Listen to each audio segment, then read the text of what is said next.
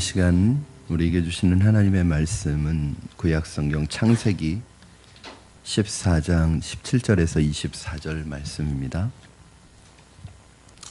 구약성경 창세기 14장 17절에서 24절까지 말씀을 저와 여러분 한 절씩 교독하시고 마지막 24절은 합독하도록 하겠습니다.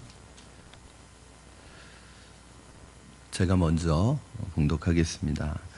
아브라함이 그돌라오멜과 그와 함께한 왕들을 쳐부수고 돌아올 때에 소돔 왕이 사회 골짜기 곧 왕의 골짜기로 나와 그를 영접하였고 살렘 왕 멜기세덱이 떡과 포도주를 가지고 나왔으니 그는 지극히 높으신 하나님의 제사장이었더라. 그가 아브라함에게 축복하여 이르되 천지의 주제이시오 지극히 높으신 하나님이여 아브라함에게 복을 주옵소서.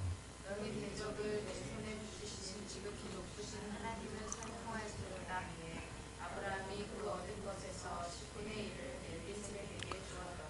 소돔 왕이 아브라함에게 이르되 사람은 내게 보내고 물품은 내가 가지라. 아브라함이 소돔 왕에게 이르되 천지의 주제이시오 지극히 높으신 하나님 여호와께 내가 손을 들어 맹세하노니 내 말이 내가 아브라함으로 치부하게 하였다 할까요? 내게 속한 것은 실 한 오락이나 들매끈 한 가닥도 내가 가지지 아니하리라. 오직 젊은이들이 먹은 것과 나와 동행한 아넬과 에스골과 마므레의 분깃을 제할지니 그들이 그 분깃을 가질 것이니라. 아멘. 이번 주간은 아마 다음 주간 휴가들 많이 떠나시는 기간일 텐데 가시게 되더라도 안전하게 다녀오시고 무더위 속에서 여러분들 어떻게 지내시는지 모르겠습니다. 무더위 속에서 또 더위에 지쳐서 또 뭐 건강이 약해지지 않도록 건강 관리 잘 하시고 또 이런 때일수록 영적인 긴장이 풀리지 않도록 기도의 자리에 힘써 나오셔서 기도하셨으면 좋겠습니다. 우리가 세상에서 성공을 이루면 세상은 거기에 준하는 보상을 줍니다. 월급도 올라가고 계급도 올라가고 또 스톡 옵션을 받기도 하고 자동차나 집이나 사무실이 생기기도 하고 더 크고 좋은 곳으로 모든 것이 바뀌고 유명해지고 또 직함도 생기게 됩니다. 명예와 인기도 생기게 됩니다. 세상 속에서 성공하는 것에 따라서 그거에 걸맞는 보상이 주어지게 됩니다.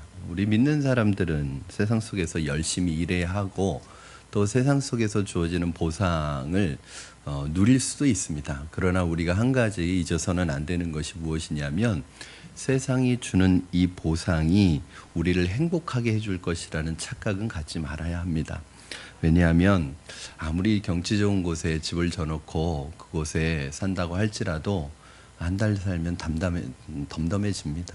그것이 우리에게 행복을 주거나 그러지는 않습니다. 세상이 주는 보상이 필요하기도 하고 또 그것이 나쁜 것은 아니지만 거기에 우리가 목을 맬 필요는 없습니다. 왜냐하면 그것은 우리에게 영원한 기쁨을 주는 것은 아니기 때문에 그렇습니다. 하나님의 사람들은 세상이 주는 성공의 보상이 아니라 하나님이 주시는 축복과 하나님이 주시는 보상을 사모해야 한다는 것을 오늘 말씀을 통해서 우리가 알 수 있습니다. 여러분 수백 명에 불과한 정확한 인원으로 하면 318명의 자기 사병을 데리고 가서 비교도 할 수 없는 4개국의 연합군을 기습 공격해서 그들을 이기고 그들에게서 포로들과 전리품을 뺏어 가지고 이제 돌아오는 그야말로 개선 장군이죠. 아브라함이 그 전쟁에서 이길 수 없는 전쟁이었는데 그 전리품들과 포로를 빼앗아 가지고 되찾아 가지고 돌아오는데 수많은 군중들의 환호를 받으면서 개선 장군처럼 돌아오고 있었습니다. 이때 아브라함을 맞이하는 두 명의 왕이 있었어요. 한 왕은 소돔 왕입니다.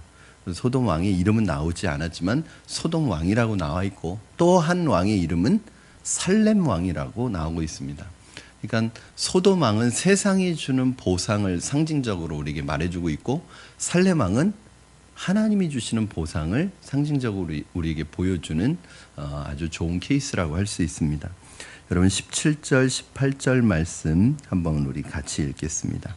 17절 18절 창세기 14장 17절 18절입니다. 시작. 아브라함이 그돌라오멜과 그와 함께한 왕들을 쳐부수고 돌아올 때에 소돔 왕이 사회 골짜기 곧 왕의 골짜기로 나와 그를 영접하였고 살레망 멜기세덱이 떡과 포도주를 가지고 나왔으니 그는 지극히 높으신 하나님의 제사장이었더라. 아멘. 나름대로 아브라함은 큰 성공을 거둔 것입니다. 그 많은 포로들과 그 많은 전리품은 전쟁에서 그것을 빼앗은 아브라함의 소유고 아브라함의 것입니다. 아브라함이 권리를 주장할 수 있습니다. 세상적으로 보면 큰 성공을 거두었고 아브라함이 맘만 먹기만 한다면 왕처럼 높은 지위를 가질 수도 있고 또 세상적인 부와 명예를 가질 수도 있고 세상에서 엄청난 보상을 얻을 수 있는 절호의 기회였습니다. 그런데 이 순간에 아브라함이 두 가지 선택의 기로에 놓이게 되었습니다. 우리가 세상에서 열심히 일하고 또 열심히 살아가다 보면은 그 세상적인 보상이 주어지는데 그때 여러분 두 가지가 같이 우리는 기로에 서게 된다는 것이죠. 하나는 세상적인 보상, 그리고 하나는 하나님이 주시는 보상. 세상이 주는 보상을 받지 말아라 이 말은 아닙니다. 세상이 주는 정당한 보상을 받아야 하지만 세상이 주는 보상 때문에 하나님이 주시는 보상을 잃어버려서는 안 되고 세상이 주는 보상 때문에 세상의 보상에 얽매여서는 안 된다는 것을 말씀하고자 하는 것입니다. 먼저 살레망 멜기세덱을 먼저 살펴보겠습니다. 아까도 말씀드렸듯이 살레망 멜기세덱은 하나님이 주시는 하늘의 보상을 상징적으로 설명하고 있는데 멜기세덱에 대해 중요한 사실은 그가 어떤 사람이라고 나와 있죠. 지극히 높으신 하나님의 제사장이다 이렇게 나와 있습니다. 또 의의 왕이다, 평강의 왕이다 이렇게 얘기하고 있습니다. 왕이면서 제사장이었던 이 멜기세덱은 하나님을 대변하는 사람으로서 아브라함에게 하나님의 축복을 주기 위하여 나타난 인물이라고 할 수 있는데 이 멜기세덱에 대해서는 사실은 구약 성경에서는 다른 곳에서 이제 찾아볼 수가 없습니다. 이제 히브리서에서 이 멜기세덱을 해석해주는 일종의 구약을 해석해주는 신약의 말씀이죠. 6장 20절에 보니까 예수님이 멜기세덱의 반차를 따라 영원한 대제사장이 되셨다고 말씀하십니다. 그러니까 예수님의 대제사장직은 인간 대제사장인 아론이나 이런 인간의 대제사장에서 그 계열을 쫓아 대제사장이 된 것이 아니라는 거예요. 왜냐하면 인간적인 계열로 따지면 사실은 대제사장은 어디에서만 나와야 돼요? 어느 지파에서만? 레위 지파에서 나와야 하죠. 레위 지파에서 나와야 하는데 예수님은 어떤 지파예요? 유다 지파잖아요. 그렇죠. 그러니까 대제사장이 될 만한 합당한 명분이 없습니다. 그래서 모든 인간적인 대제사장의 그 계열은 아론의 반차를 따르는 아론의 계열의 제사장인데 예수님은 인간적인 족보하고 상관없이 멜기세덱의 반차를 따르는 하나님의 제사장으로 그렇게 설명이 되고 있습니다. 그리고 7장 1절에서 3절까지 말씀 여러분 한번 자막을 통해서 같이 보도록 하겠습니다.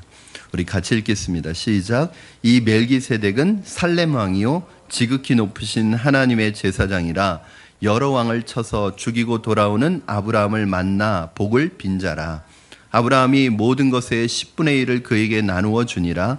그 이름을 해석하면 먼저는 의의 왕이요 그 다음은 살렘 왕이니 곧 평강의 왕이요 아버지도 없고 어머니도 없고 족보도 없고 시작한 날도 없고 생명의 끝도 없어 하나님의 아들과 닮아서 항상 제사장으로 있느니라. 아멘. 이 멜기세덱은 정말 신비한 인물입니다. 부모도 없고 족보도 없습니다. 시작도 없고 끝도 없는 사람. 하나님의 아들과 동일한 제사장이라는 거예요. 여러분 성경에 보면 수많은 족보들이 나옵니다. 족보가 있다는 것은 다른 말로 하면 모든 사람은 다 족보를 가지고 있습니다. 그렇죠? 여러분들도 족보가 있죠? 이 족보가 있다는 것은 뭐냐면 성경에 나오는 모든 사람들은 다 인간이라는 뜻입니다.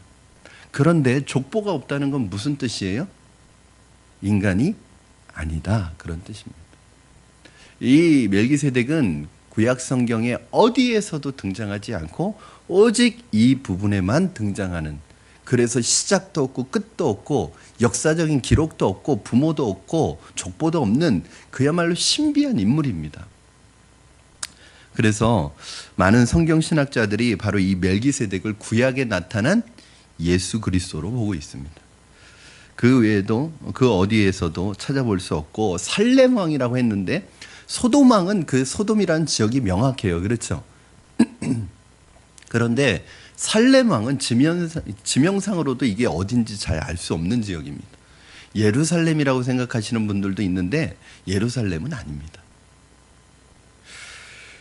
여러분, 이 멜기세덱이 승전하고 돌아오는 아브라함을 하나님의 이름으로 축복할 권리가 있고 그에게 11조를 받을 권리가 있는 이유가 여기 있습니다. 여러분, 사실은 이 11조를 아브라함이 멜기세덱에게 드렸을 때 이것은 멜기세덱에게 드린 것이 아니라 하나님께 드린 것입니다. 멜기세덱이 아브라함에게 해주는 것을 보면 예수님이 우리에게 해주시는 것과 비슷합니다. 그는 세상적인 찬사나 명예나 물질이 아니라 하나님의 은혜와 축복으로 아브라함을 칭찬하고 있습니다. 하나님의 칭찬과 하나님의 인정과 축복을 주었습니다. 멜기세덱이 아브라함에게 준 축복이 무엇인가? 첫 번째는 뭐죠? 떡과 포도주를 가지고 나왔다, 이렇게 말씀하고 있습니다. 아브라함의 군대가 밤새도록 아마 격전을 치루었던 것 같아요. 여러분, 전쟁할 때 밥 먹습니까? 전쟁이 격렬하면 뭘 먹을 시간도 없이 전쟁을 하죠. 그렇게 전쟁을, 그러니까 정상적인 전쟁을 해서는 도저히 이길 수 없는 숫자였기 때문에 아브라함의 이 군대가, 사병 군대가 기습작전을 벌였던 것 같아요. 그래서 그 전리품들과 포로들을 끌어가지고 왔어요. 그러니까 밤새도록 싸우고 지금 돌아오는 길이, 승리의 개성가를 부르고 돌아오는 길이지만 몸이나 육체는 얼마나 지쳐 있겠어요. 그런데 이 멜기세덱이 떡과 포도주를 가지고 나왔다는 거예요. 이것은 단순히 아브라함에게만 주는 떡과 포도주가 아니라 그 모든 전쟁에 참여했던 사람들에게 주는 떡과 포도주를 가지고 나온 것 같아요. 이걸 우리가 특별히 영적인 의미로 해석할 필요는 없을 것 같습니다. 이제 떡과 포도주를 가지고 나왔다고 하니까 이거 예수님의 살과 피가 아니냐, 뭐 그렇게 해석할 수도 있는데 그렇게 해석하지 않으셔도 됩니다. 왜요? 당시에 떡과 포도주는 고대사에 있어서는 이게 뭐예요? 식사죠, 식사. 그렇죠? 하나님께서는 여러분, 우리에게 영적인 관심만 있는 것이 아니라 하나님은 우리의 육체에도 관심이 있었습니다. 하나님은 우리의 육체에도 관심이 있었어요. 예수님의 말씀을 듣기 위하여 나온 사람들이 말씀을 듣다가 날이 저물어 가는데 이 사람들이 하루 종일 말씀을 듣느라고 식사도 하지 못했어요. 이제 어두워져 가는데 이 사람들을 그냥 보냈다가는 중간에서 이 사람들 탈진하고 쓰러질까 봐 주님께서 어떻게 하시냐면 제자들에게 너희가 저들에게 먹을 것을 주라고 얘기합니다. 네, 먹을 것이 없었기 때문에 한 소년이 예수님께 드린 오병이어를 통해서 5,000명이 먹는 그런 기적을 일으키시잖아요. 왜 그랬는가? 하나님은 우리의 육체적인 필요에 관심이 많으십니다. 그러면 저는 우리가 이 세상에 살아갈 때 열심히 하나님의 뜻대로 일할 때 하나님께서요, 우리에게 필요한 집도 주시고 차와 옷이나 인간적인 보상을 주십니다. 그러나 여기에서 명심해야 할 것은 하나님은 우리의 필요를 채워주시지만 우리의 욕심을 채워주시는 분은 아니라는 사실이에요. 여러분, 우리가 기도할 때 아직 응답받지 못한 기도의 제목이 있어서 하나님 앞에 원망하는 마음, 불평하는 마음이 혹시 여러분 우리에게 있습니까? 우리가 구하고 있는 그것이 혹시 우리의 필요를 구하는 것인지 우리의 욕심을 구하는 것인지 한번 곰곰이 생각해 봐야 합니다. 제가 처음 신앙생활을 할 때 늘 두 가지 기도가 제 안에서 딜레마였어요. 이게 부딪히는 거였어요. 그게 뭐냐면, 하나는 너희가 무엇을 먹을까, 무엇을 마실까, 무엇을 입을까 염려하지 말아라. 이게 뭐냐면 먹고 사는 문제 염려하지 말아라. 이 말씀과 주기도문에 있는 너희가 일용할 양식을 구하라. 이 말씀이 저에겐 늘 이게 딜레마였어요. 이게 먹고 사는 문제를 구하라는 건지 그냥 걱정하지 말고 그냥 살아가라는 건지, 이거는 하나님이 주시는 거니까 살아가라는 건지, 구해야 돼요? 안 구해야 돼요? 먹고 사는 거 구해야 돼요? 안 구해야 돼요? 예? 구해야죠. 그거는 단순히 먹고 사는 문제를 구하라는 게 아니죠. 너희가 일용할 양식을 구하라는 건 뭐예요? 다른 말로 하면 우리의 필요를 하나님께 구하라는 거죠. 여러분, 이 우리가 좀 착각하는 게 뭐냐면, 너희는 먼저 그의 나라와 의를 구하라, 그리하면 이 모든 것을 너에게 더하여 주시겠다고 말씀하시는 것이, 그러니까 먹고 사는 문제는 구하지 말라는 게 아니라 먼저 뭘 구하라는 거예요? 하나님의 나라를 구하라는 거죠.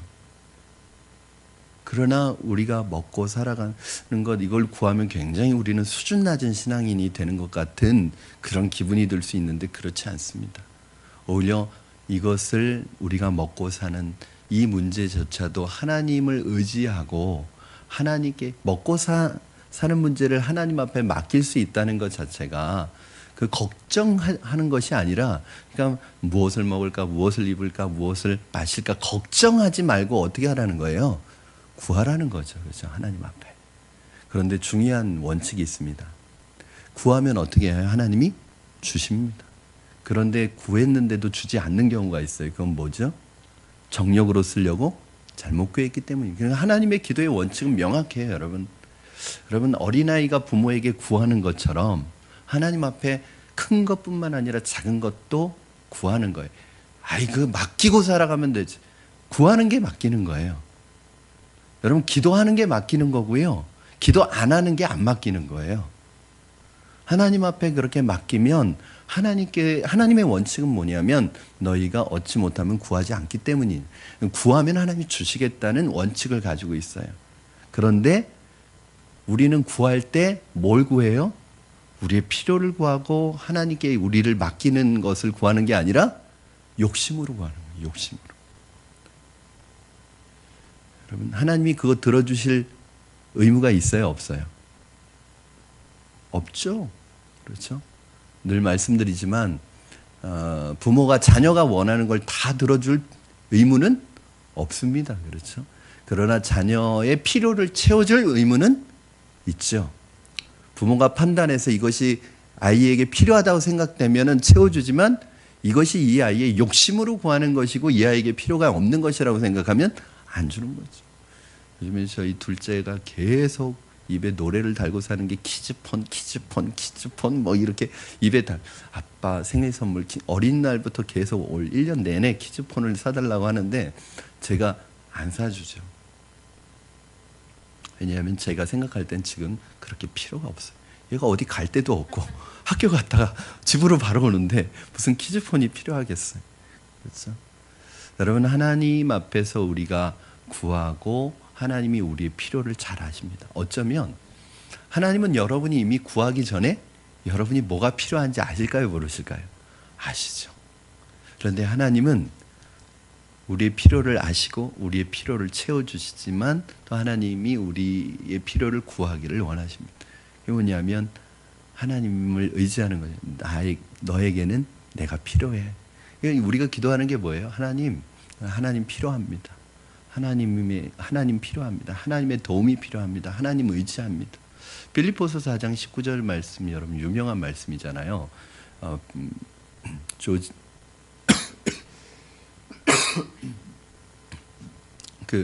갑자기 이름이 생각이 안 나네요.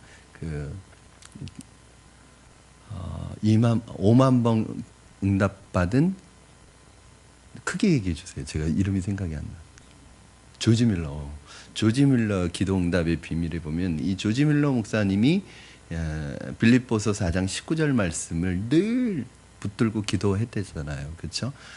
예수 그리스도의 영광 가운데 우리 나의 모든 쓸 것을 채우시는 하나님, 공급하시는 하나님, 우리의 필요와 쓸 것을 채워달라고 늘 그 말씀을 붙들고 기도했대잖아요. 그의 생애 가운데 기도 응답은 5만 번이나 받았고 또 2만 명의 고아를 한 끼의 식사도 못 먹이지 않고 거르지 않고 이 고아들을 키울 수 있었던 비결을 빌립보서 4장 19절에 공급하시는 하나님, 나의 필요를 채우시는 하나님을 늘 붙들고 기도했다는 거예요. 사랑하는 여러분, 하나님은 여러분을 충분히 채우실 수 있고 여러분의 필요를 채우시는 분입니다. 그 필요를 채우시는 하나님 앞에 여러분 나아가셨으면 좋겠습니다. 19절 20절 말씀 한번 보시겠습니다. 시작. 그가 아브라함에게 축복하여 이르되 천지의 주제이시오 지극히 높으신 하나님이여 아브라함에게 복을 주옵소서. 너희 대적을 내 손에 붙이신 지극히 높으신 하나님을 찬송할지로다. 아멘. 자, 아브라함에게 떡과 포도주를 준 이 멜기세덱은 두 번째로는 아브라함을 축복했습니다. 그렇죠? 하나님께서 여러분 힘들고 지쳐 있을 때 육신적으로는 우리의 연약한 육체를 채울 필요를 채우시지만 한편으로는 영적으로는 하나님의 복을 선언하게 하시고 선포하게 하셔서 여러분의 영혼을 말씀을 통해서 사람을 통해서 세워가시는 하나님인 것을 여러분 기억하시기 바랍니다. 여러분 두 가지가 다 필요한 것 같아요. 그런 육체의 필요를 아시고 채우시는 하나님 앞에서 그 육체의 필요와 채움을 받는 우리가 또 다른 사람의 육체와 필요를 채워주는 사람이 되어야 하지만 또 한편으로는 하나님께서 우리의 영적인 고단함과 영적인 갈급함과 영적으로 지쳐있는 상태를 아시고 하나님이 우리를 영적으로 축복하시는 존재, 우리를 축복하셔서 우리 안에 하나님의 복이 흘러넘치게 될 때 우리도 다른 사람을 축복하는 존재가 되어야 할 줄로 믿습니다. 여러분 중요한 것은 오늘 뭐라고 하냐면 멜기세덱이 대적을 물리치고 승리의 개선가를 부르고 승리의 개선을 하는 이 인간 아브라함에게 칭송을 늘어놓지 않고 있다는 거예요. 야, 아브라함 너 멋진 사람이다. 너는 앞으로 왕이 될 것이다. 너는 세상의 우두머리가 될 것이다. 어떤 그 인간 아브라함을 칭송하지 않고 이 멜기세덱이 하나님을 칭송했다는 거예요. 여러분 내 대적을 너의 손에 붙였다. 이 승리는 네가 한 것이 아니라 하나님이 주신 것이라는 것을 선포하고 있습니다. 여러분 하나님의 복을 이 세상에서 하나님의 복을 누릴 때 우리에게 중요한 것이 있는데 성공과 승리가 나에게 찾아올 때 그 영광의 순간에 하나님을 찬양할 수 있기를 바랍니다. 하나님께 영광을 돌릴 수 있기를 바랍니다. 이것이 진정한 축복의 비결입니다. 성공했을 때 내가 했다고 생각해서 나를 자랑하면 그 성공은 오래가지 못합니다. 그러나 겸손하게 오직 이 모든 것을 하나님께 영광 돌리고 하나님을 높이면 그 성공은 하나님의 영광을 이루는 도구로 우리에게 지속적으로 그 복이 임하게 되는 것입니다. 여러분 한 번의 축복보다 더 중요한 것은 뭐예요? 대부분의 사람들이 이게 한계입니다. 하나님의 복을 경험하고 하나님의 선물과 축복을 경험하면 교만해져서 그 한 번의 축복으로 인생을 끝낸다는 거예요. 그러나 우리에게 있어서 더 중요한 건 뭐예요? 한 번의 복을 받는 게 우리 인생의 은혜는 아닙니다. 하나님의 복이 저는 여러분의 평생의 삶에 여러분과 함께하기를 주님의 이름으로 축원합니다. 다윗과 같이 하나님의 여호와를 목자 삼아서 그 여호와를 목자 삼아 걸어가는 그 길이 나의 평생의 선하심과 인자하심이 나를 따른다고 고백했던 그 선하심과 인자하심과 주님의 복이 여러분 인생에 반짝하고 비추는 복이 아니라 여러분의 평생을 따르는 복이 되기를 주님의 이름으로 축원합니다. 여러분 저는요 여러분이 복을 많이 받기를 주님의 이름으로 축원합니다. 복 받기 싫으시나요? 복을 많이 받으십시오. 그러나 복을 잘 관리하십시오. 복을 받는 것보다 더 중요한 건 복을 관리하는 거예요. 야구 경기를 보다 보면은 전광판에 점수는 지고 있는데 안타 개수가 훨씬 많을 때가 있어요. 한 팀이. 그러니까 안타는 많이 치는데 점수는 적어요. 왜 그럴까요? 안타를 치고 루상에 나가는데 그 선수를 불러들이는 안타가 없는 거예요. 그렇죠? 한 번의 안타를 많이 치는 것보다 중요한 것은 그 안타가 계속 이어져서 점수가 나야지 이기는 게임이 야구입니다. 사랑하는 여러분, 저는 여러분의 삶에 이루어지는 그 복은 여러분 복의 끝이 아니라 복의 시작이 되기를 주님의 이름으로 축원합니다. 그리고 그 여러분이 받는 복은 여러분 한 사람으로 끝나는 복이 아니라 다른 사람에게 흘러가는 복의 통로의 역할을 하시기를 주님의 이름으로 축원합니다. 여러분, 그것이 하나님이 우리에게 주시는 복입니다. 아브라함에게 빵과 포도주를 대접받고 하나님의 축복을 선포받은 아브라함이 즉시로 전리품 중에서 10분의 1을 떼어서 멜기세덱에게 주었습니다. 20절 말씀 여러분 한번 보시겠습니다. 20절 시작. 너희 대적을 내 손에 붙이신 지극히 높으신 하나님을 찬송할지로다 하매 아브라함이 그 얻은 것에서 10분의 1을 멜기세덱에게 주었더라. 아멘. 멜기세덱은 하나님의 제사장이었기 때문에 사실은 그에게 준 것이 아니라 하나님에게 드린 것입니다. 성경에서 11조라는 얘기가 가장 처음 나오는 성경 구절이 바로 오늘 본문입니다. 이제 이것이 11조가 나중에는 하나님의 율법 속에서 제도적으로 굳어지게 되는 그런 법적인 어떤 율법의 테두리 안에 들어가기 전에 나오는 이 11조의 의미는 우리에게 조금 다른 의미를 제공해 줍니다. 그건 뭐예요? 오늘 보니까 아브라함이 전쟁을 끝나고 승리하고 돌아오면서 내가 돌아가면 하나님 앞에 11조를 드려야지 이런 생각을 하고 있었을까요? 못하고 있었을까요? 저는 오늘 본문의 문맥상에 보면 그런 생각은 전혀 못하고 있었던 것 같아요. 그런데 이 멜기세덱이 너를 축복하시고 이것이 너의 힘이 아니라 하나님께서 주신 은혜로 하나님이 주신 승리로 이러한 복을 얻었다는 이 승리를 선포하는 멜기세덱의 이야기를 듣고 자신의 승리가 아니라 하나님이 주신 승리라는 것을 들었을 때 그때 아브라함은 감격과 기쁨 가운데 11조를 하나님 앞에 즉시로 드렸던 것 같습니다. 여러분, 나의 가진 것이 내 힘으로 얻은 것이 아니라 하나님이 축복을 주셔서 얻은 것임을 깨달았을 때 감사해서 드리는 것이 11조입니다. 우리는 이제 저도 한번 생각해 봤어요. 제가 드리고 있는 11조. 저는 그 생각은 변함이 없습니다. 11조는 하나님의 것이라서 이제 당연히 떼어놓는 거죠. 어렸을 때부터 그 습관은 들어 있었어요. 수입의 10분의 1은 하나님 걸로 떼어넣어요. 이건 너무나 당연하게 생각하고 있었는데 오늘 본문을 보면서 제가 잊고 있었던 것이 있었어요. 뭐냐면 당연히 하나님 앞에 드리려는 것은 생각했지만 11조를 드릴 때마다 하나님 앞에 감사하지 않았던 것 같아요. 하나님께서 내 삶을 만드시고 나에게 주신 은혜와 축복 때문에 내가 하나님 앞에 이 11조를 드릴 수 있는 은혜를 허락하신 것에 대해서 감사하지 않고 반쪽 11조 생활을 했다는 생각이 드는 거예요. 왜냐하면 저는 또 감사헌금을 드리니까 11조는 그냥 하나님의 것으로 떼어서 그냥 봉투에 넣어서 드리는 것으로 만족했지 그 11조를 드리면서 하나님 앞에 감사와 감격 속에 드리지는 못했던 것을 좀 솔직히 고백합니다. 하나님이 주신 은혜가 내 가슴에 풍성히 찰 때 즉시로 드리는 것, 이것이 11조입니다. 돈이 남아서 내는 것이 아니라 믿음으로 드리는 것입니다. 믿음 없이 11조를 드리면 시험에 듭니다. 믿음이 커지면 11조를 기쁘게 드리는 것입니다. 많은 사람들이 돈을 다스리지 못하고 오히려 돈의 노예가 되어 살고 있습니다. 피 같은 돈이라고 생각하면서 잘 사용하지 못합니다. 세상에서 제일 쉬운 사람은 어떤 사람이냐면 돈으로 움직여질 수 있는 사람입니다. 그러나 세상에서 가장 어려운 사람이 어떤 사람이에요? 돈으로 움직여지지 않는 사람이 세상이 감당할 수 없는 아주 무서운 사람입니다. 여러분, 11조 하나님께 드릴 때 우리는 돈의 노예가 아니라 돈을 다스릴 수 있는 사람이 되는 것입니다.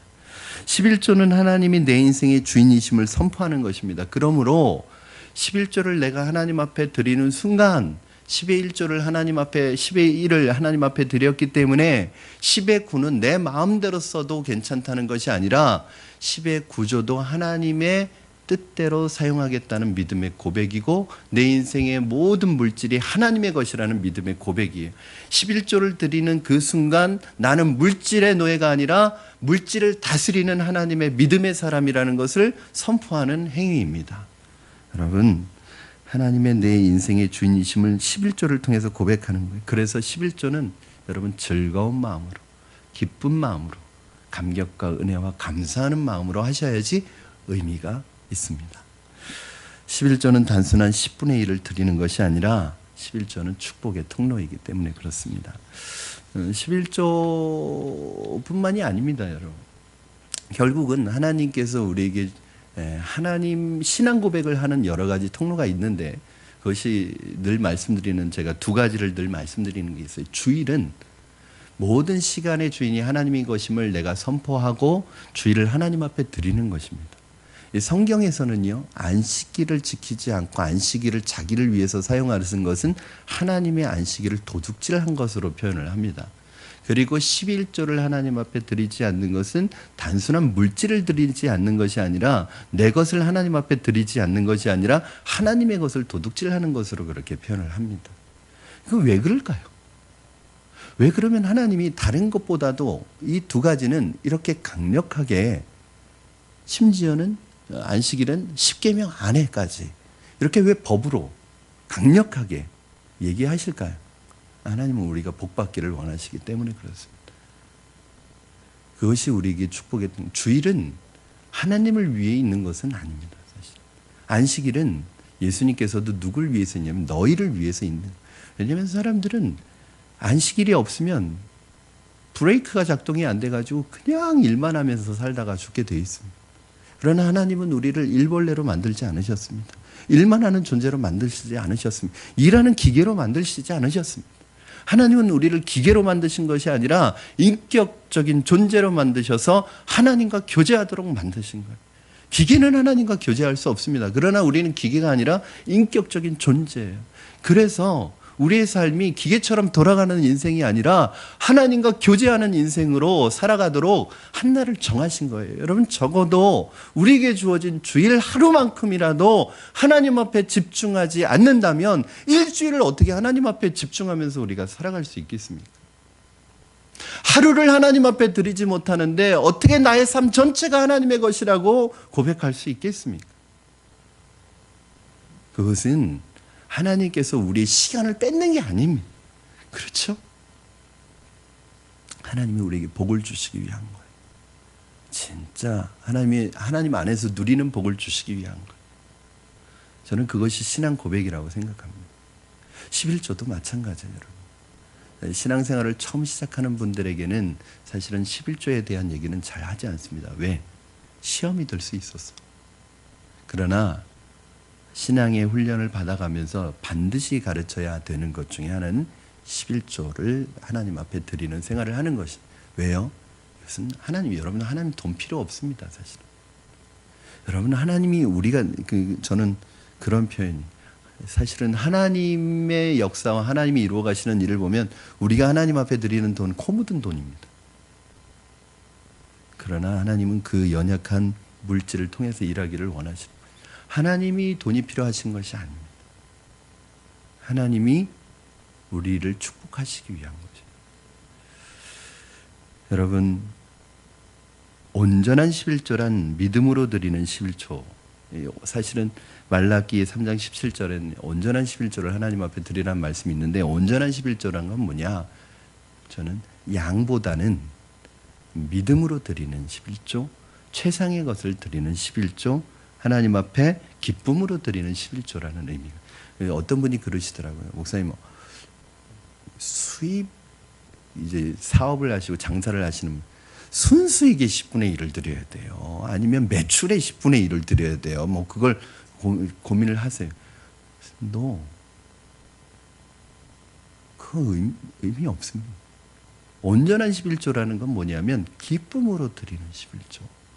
최상의 것을 드리는 11조, 믿음으로 드리는 11조예요. 그거는 누가 정해주는 게 아닙니다. 앞으로는 그거 묻지 마세요. 여러분이 기쁨으로 하나님 앞에 드리는 것이 굉장히 중요합니다. 여러분, 소돔왕은 하나님의 축복을 빌어주었던 살렘왕 멜기세덱과는 180도 다르게 접근을 해오는데, 성공에 대한 세상의 보상을 상징하는 이 소돔왕은 빵과 포도주를 가지고 온 멜기세덱과는 달리 세상적인 복을 보장해 줍니다. 자, 21절 말씀 우리 한번 같이 읽겠습니다. 21절 시작. 소돔 왕이 아브라함에게 이르되 사람은 내게 보내고 물품은 내가 가지라. 여러분, 소돔 왕은 아브라함에게 전리품 대신에 백성들은 내게 보내고 너는 물품은 전리품은 네가 다 가져라. 그리고 아브라함에게 되찾아온 전리품을 다 가지라고 그렇게 큰 인심을 씁니다. 여러분, 사실은 이거는 말도 안 되는 거예요. 그렇죠? 전쟁에서 그 물건과 사람들을 뺏어온 사람은 누구냐면 아브라함입니다. 그러면 그 전리품들과 그 물질과 그 사람들에 대한 소유권은 1차적으로 누구에게 있냐면 전쟁에서 승리한 사람에게 있어요. 그러면 아브라함의 것입니다, 이것은. 그런데 이 소돔 왕은 마치 자기의 것이 아님에도 불구하고 마치 아브라함에게 인심이나 쓰듯이 세상적인 이 물질, 이 전리품들은 다 네가 가지라는 거예요. 여러분, 이 마귀가요, 비슷한 유혹을 우리에게 합니다. 마귀가 예수님에게 뭐라고 하죠? 유혹할 때? 세 번째 유혹이 뭐예요? 세상 만국을 보여주면서, 천하 만국을 보여주면서 내게 절하라. 그리하면 내가 이 천하 만국을 너에게, 눈에 보이는 이것을 다 너에게 주겠다고 얘기해요. 여러분, 천하 만국이나 세상에 보이는 그 모든 것은 마귀의 것도 아니고 그것은 누구의 것도 아니고 사람의 것도 아닙니다. 하나님의 것입니다. 여러분, 재물도 사람도 명예도 하나님의 것이기 때문에 소돔 왕이 줄 수 있는 것이 아닙니다. 마귀가 성공을 줄 수 있는 게 아닙니다. 마귀가 우리에게 복을 주는 게 아닙니다. 마귀가 사람을 주는 것도, 돈을 주는 것도, 마귀가 세상에 성공을 주는 것도, 우리에게 진정한 복을 주는 것도 아닙니다. 그런데 마귀는 마치 자기하고 타협하지 않으면, 자기의 말을 듣지 않으면, 자기에게 영혼을 팔지 않으면 이 세상에서 넌 성공하지 못하고 도태되고 뒤떨어지고 망하게 될 것이라고 우리를 위협하고 협박하는 거예요. 여러분, 마귀의 것 하나도 없습니다. 우리를 진정으로 축복하시고 우리에게 진정한 복을 주시는 분은 한 분 하나님밖에 안 계십니다. 여러분, 이 아브라함이 뭐라고 그래요? 22절, 23절 말씀. 저는 저와 여러분이 이 고백을 할 수 있었으면 좋겠어요. 22절, 23절 같이 읽겠습니다. 시작. 아브라함이 소돔 왕에게 이르되 천지의 주제이시오 지극히 높으신 하나님 여호와께 내가 손을 들어 맹세하노니 내 말이 내가 아브라함으로 치부하게 하였다 할까 하여 내게 속한 것은 실 한 우락이나 들매끈 한 가닥도 내가 가지지 아니하리라. 아멘. 아브라함은 전리품을 다 가지라는 소돔 왕의 제의를 한 번에 거절합니다. 왜요? 내가 이 전리품과 재물로 부하게 되면 사람들은 내가 부자가 된 것이 소돔 왕 때문이라고 말할 것이라는 거죠. 그리고 당신이 나를 부자로 만든 것처럼 말할 것이 아니냐는 것이죠. 그리고 나중에 어디 가서 뭐라고 해요? 아브라함 부자 된 거 다 내가 내 덕분이야. 내가 그때 전리품을 다 돌려줬기 때문이야. 왜 이렇게 엉뚱한 소리. 아브라함이 축복받고 아브라함이 성공하는 것은 하나님이 주시는 복인데 나중에 이 소돔 왕이 뒤에 가서 아브라함 저렇게 잘된 거 다 내 덕분이야. 그 말 듣기가 싫은 거예요. 여러분, 이게 뭐냐 하면 하나님의 백성의 자존심입니다. 제가 구약 성경 때도 말씀을 드렸어요. 제가 결혼을 제 3남매 중에서 제일 늦게 했습니다. 그 동생들이 연년생이에요. 바로 1살 아래, 그다음에 2살 아래 이렇게 돼 있습니다. 그러다 보니까 동생들이 시집을 훨씬 먼저 갔어요. 지금 동생들 딸 아들은 대학생 뭐 이렇게 고등학교를 졸업했습니다.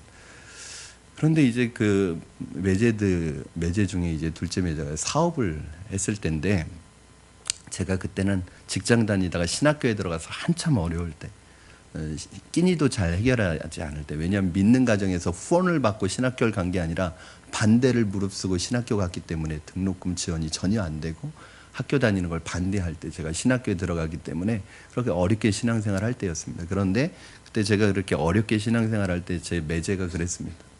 형님, 제가 등록금 대드릴 테니까 학교 다니시라고. 여러분, 하나님의 음성일까요?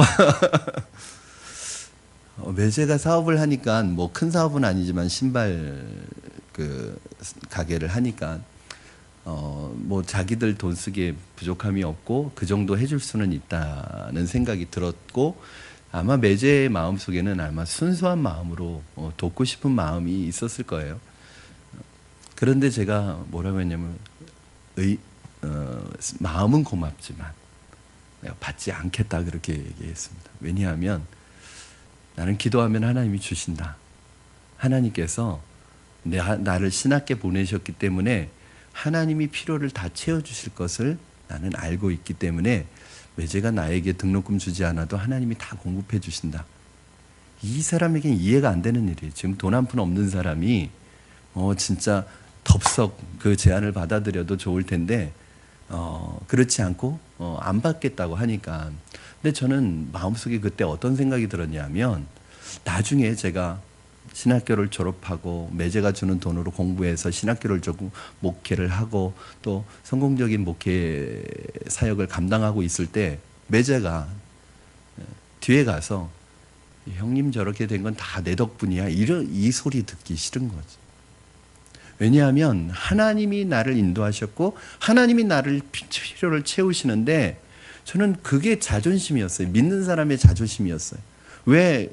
만약에 제가 그때 매제의 돈을 받고 공부를 했으면 매제는 예수님을 못 만날 것 같아요. 왜요? 왜 형님이 믿는 하나님은 도대체 어떤 하나님인데 왜 사랑하는 자녀의 필요를 공급하지도 않으시냐? 난 그런 하나님 못 믿겠다 라고 말하는 것이 제게 자존심이 제가 믿는 하나님 그런 하나님 아니거든요. 지금까지 하나님께서는 제가 어떠한 일이 있어도 돈이 없어서 못한 것 한 번도 없습니다. 제가 개인적으로 욕심에서 하고 싶은 게 아니라 하나님의 나라와 비전을 위한 하나님이 주신 비전인데, 여러분 그 비전을 이루어가는 데 있어서 학업이든 사역이든 어떠한 것이든 하나님 앞에서 돈 없어서 못한 건 한 번도 없어요. 왜? 하나님이 다 채워주셨어요. 정말 기적 같은 방법으로. 지금도 마찬가지입니다. 여러분 교회를 위해서 우리 교회에 돈이 없어서 너무 걱정하지 마십시오. 하나님이 돈 없어서 하나님의 일을 못해가지는 않습니다. 하나님께서 주시는 비전, 그 비전 바라보고 그의 나라와 의를 먼저 구하면 하나님께서는 사람을 통해서든 무엇을 통해서든 하나님의 일을 돈이 없어서 못하게 하지는 않으십니다. 이게 제가 경험한 하나님이에요. 여러분 지금 제가 이렇게 그 대학 4년과 대학원 3년과 THN 가정 2년 거의 10년의 신학 공부를 하는 동안에 도움을 받지 않고 공부한 것을 보는 거죠. 그 사람들에게는 이게 기적인 거예요.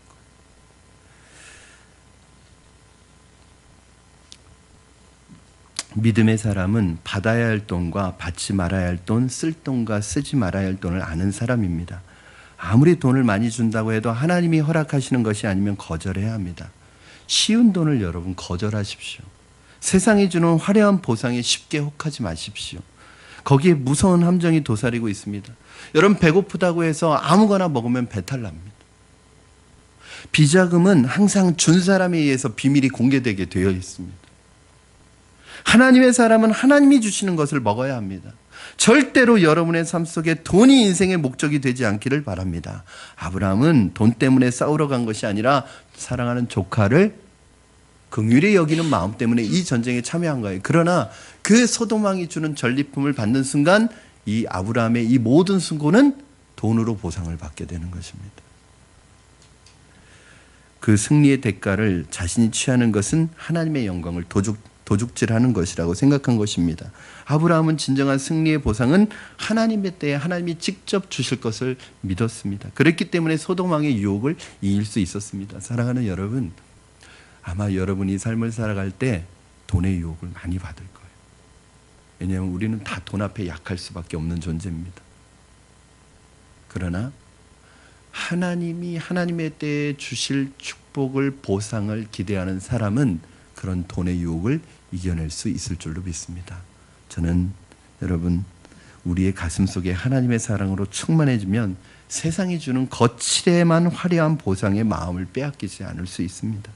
세상에 쉬운 일은 하나도 없습니다. 공부도 힘들고 직장생활도 힘들고 사업도 힘들고 운동선수도 힘들고 연예인도 힘들고 군인도 힘들고 직장인도 힘들고 가정주부도 다 힘듭니다.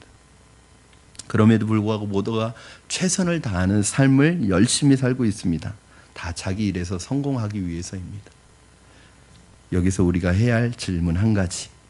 성공을 통해서 우리가 원하는 보상은 무엇입니까? 돈입니까? 아니면 더 넓은 평수의 아파트와 좋은 집입니까? 좋은 차입니까? 아니면 명예와 인기를 원하십니까? 아니면 어디를 가든지 사람들이 나를 향해서 박수 쳐주기를 원하십니까? 없을 때는 그것들이 대단해 보일지 몰라도 그것을 누려보고 있는 사람들에게 한번 물어보십시오. 그것이 진짜 행복한지. 여러분, 세상이 주는 보상은 도구로만 사용하시고 여러분의 진정한 보상은 하나님께 기대하시고 진정한 칭찬과 인정은 하나님으로부터 오는 것만 받으시는 여러분 되기를 주님의 이름으로 축원합니다. 기도하시겠습니다. 우리 이 시간에 함께 기도하실 때 이 세상 살아가는 동안에 돈과 세상이 주는 달콤한 보상에 우리의 마음과 신앙을 빼앗기지 않게 하시고 주님이 주시는 하늘의 보상을 바라보고 기대하며 살아가게 해달라고 그렇게 기도했으면 좋겠습니다. 또 하나, 나에게 성공과 축복을 주는 것은 세상이 아니라 오직 하나님만이 나를 축복하시는 분이심을 깨닫고 하나님에게 만족을 두고 하나님이 주시는 것으로만 살아가게 하여 주시옵소서. 오늘 새벽에 보았던 것처럼 다시 어디를 가든지 하나님이 이기게 하셨다고 성경은 말씀하고 있습니다. 세상이 우리에게 축복하는 것이 아닙니다. 하나님이 우리에게 복을 주는 것입니다. 하나님 우리에게 복에 복을 더하여 주시고 우리를 축복하여 주시되 한 번의 축복이 아니라 받은 승리와 축복이 우리의 삶 속에 지속되게 하시고 차고 넘쳐서 다른 사람들에게 흘려보내는 축복의 통로가 되게 하여 주시옵소서. 우리 이 시간에 주신 말씀 붙들고 믿음으로 결단하며 기도하시겠습니다. 살아계셔서 역사하시는 하나님 아버지 감사합니다. 이 세상 살아가는 동안에 아버지 우리 영혼의 주인이 하나님 물질이 아니라 하나님의 것임 하나님임을 주님 고백합니다. 이 세상 살아가는 동안에 돈과 세상이 주는 달콤한 보상에 우리의 마음과 신앙을 포기하고 또 빼앗기지 않게 하시고 하나님 아버지 주님이 주시는 하늘의 보상을 바라보고 살아가는 우리가 되게 하여 주시옵소서. 나에게 성공과 축복이 주어질 때 하나님 그것이 세상이 주는 것이 아니라 하나님이 주는 것임을 믿음으로 고백하며 하나님께만 영광 돌리게 하여 주시고 한 번의 축복으로 끝나는 인생이 아니라 하나님의 축복이 우리의 평생에 주의 선하심과 인자하심이 우리를 따르는 것을 경험하게 하여 주시옵소서. 나를 통하여 하나님의 복의 복이 임하게 하여 주시고 하나님의 복이 나를 통해 흘러가게 하여 주셔서 하나님의 복의 통로가 되게 하여 주시고 하나님의 축복의 통로가 되게 하셔서 나를 만나는 사람, 나를 경험하는 사람, 나와 관계된 모든 사람들이 하나님 요셉 때문에 보디발이 복받은 것처럼 하나님 우리 때문에 우리 주변에 있는 사람들이 하나님의 복을 경험하는 복의 통로로 우리가 쓰여질 수 있도록 주님 축복하여 주시옵소서. 하나님 아버지 우리의 것을 우리의 것으로 고집하지 않게 하여 주시고 우리의 시간과 우리의 물질과 우리의 삶의 모든 것이 하나님의 것임을 믿음으로 고백하는 삶을 살아갈 수 있도록 주님 축복하여 주시고 역사하여 주시옵소서. 오늘 하나님 우리 가운데 임하시는 하나님을 경험하게 하여 주시고 붙들게 하여 주시옵소서. 우리 이 시간에 다시 한번 우리 간절한 마음으로 기도했으면 좋겠습니다. 여러분, 너희가 물질과 하나님을 재물과 하나님을 겸하여 섬길 수 없다고 말씀하셨습니다. 여러분이 의지하는 것은 하나님입니까? 아니면 물질입니까? 여러분이 의지하는 것은, 여러분이 받기를 원하는 것은 세상의 칭찬입니까? 하나님의 인정입니까? 오늘 하나님 다윗이 평생에 하나님의 마음에 합한 삶을 살아갔던 것처럼 세상의 칭찬과 사람의 인정에 우리의 관심을 두지 아니하고 오직 하나님 앞에서 하늘의 축복과 하늘의 보상과 하나님의 인정과 칭찬을 받아나가는 하나님의 백성 되게 하여 주시옵소서. 다윗과 같은 하나님 마음을 소유한 하나님의 자녀 되게 하여 주시옵소서. 아버지 하나님을 의지하는 것보다 더 의지하는 것이 있다면 이 시간에 하나님 앞에서 내려놓게 하여 주시옵소서. 우리 이 시간에 다시 한번 믿음으로 결단하며 기도하시겠습니다. 살아계신 하나님 아버지, 이 시간에 우리의 마음을 주님 앞에서 점검하기를 원합니다. 아버지 하나님, 주님보다 더 의지하고 주님보다 더 사랑하는 것이 우리의 마음에 있다면 오늘 이 시간 하나님 우리의 마음속에 주님이 주시는 은혜로 채워지게 하여 주시옵소서. 주님이 주시는 능력으로 채워지게 하셔서 오직 하나님만 의지하고 하나님 한 분만으로 만족을 삼으며 하나님으로부터 오는 은혜와 하나님으로부터 오는 보상과 하나님으로부터 오는 칭찬과 인정을 기대하며 살아가게 하여 주시옵소서. 사람이 주는 칭찬, 사람이 주는 인정에 내 마음을 빼앗기지 않게 하여 주시고 늘 하나님이 주시는 인정과 칭찬에 하나님 아버지의 마음을 두고 살아가게 하여 주시옵소서. 아버지 하나님, 물질이 나의 주인이 되지 않게 하여 주시옵소서. 물질이 내 목적이 되지 않게 하여 주시고 물질이 세상의 보상이 나의 인생의 메인이 되지 아니하도록 주님 내 마음을 다스려 주시고 하나님이 내 마음을 다스려 주시고 물질을 다스리는 영적인 실력이 오늘 우리에게 있게 하여 주시옵소서. 물질의 노예가 되지 않도록 하나님 우리의 마음과 생각을 다스려 주시옵소서. 살아계신 하나님 아버지, 감사를 드립니다. 하나님, 우리가 인생을 살아가는 동안에 오직 하나님만이 내 인생의 인도자가 되어주시고 하나님 한 분만으로 만족하며 살아가게 하여 주시고 하나님이 주시는 복이 진정한 복임을 기억하고 하나님이 주시는 것으로만 먹게 하시고 하나님이 주시는 것으로 있게 하시고 하나님이 주시는 것으로 살아가게 하여 주시옵소서. 빌립보서 4장 19절의 말씀처럼 우리 주 예수 그리스도 하나님의 풍성한 영광 가운데 우리의 모든 필요와 쓸 것을 채우시는 하나님을 오늘도 신뢰하게 하여 주시옵소서. 우리의 믿음이 연약해지지 않게 하여 주시고 우리를 축복하시고 복의 복을 더하시는 그 하나님 앞에서 하나님이 주시는 복을 평생에 누릴 뿐만 아니라 하나님 복의 통로가 되어 우리를 만나는 가족과 이웃과 우리를 만나는 모든 사람들에게 그 복이 흘러가게 하는 복의 통로가 되어지도록 주님 축복하여 주시옵소서. 요셉 때문에 보디발의 집에 복을 베푸셨던 것처럼 우리 때문에 우리 주변에 있는 사람들이 살아나게 하시고 하나님의 복을 경험할 수 있게 하여 주셔서 우리로 하나님이 함께 하시는 것이 보여지게 하여 주시옵소서. 감사와 찬송을 하나님 앞에 올려드리며 예수님의 이름으로 기도드리옵나이다. 아멘.